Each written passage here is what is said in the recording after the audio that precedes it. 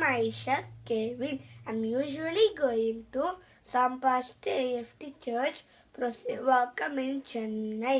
நான் கொஞ்சம் அடிப்படை சத்தியங்களை உங்களுக்காக சொல்லணும். கவனமாக கேட்டுக்கோங்க. 2015 நாம் கண்டிப்பாக செய்ய முற்போக்கான அறிக்கைகள்.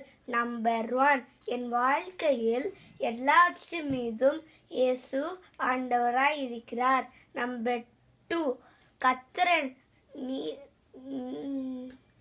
நித்தமும் நினைத்திருக்கிறார், அனுதினமும் விசாரிக்கிறார், எனவே நான் கவலைப்பட ஒன்றும் இல்லை.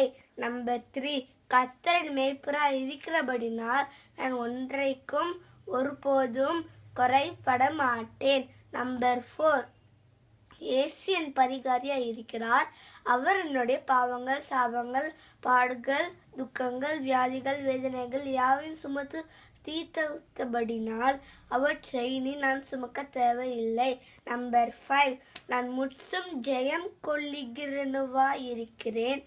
எனவே இயேசு என் ஞானமும் நீதியும் பரிசுத்தமும் மீட்புமாய் இருக்கிறார்.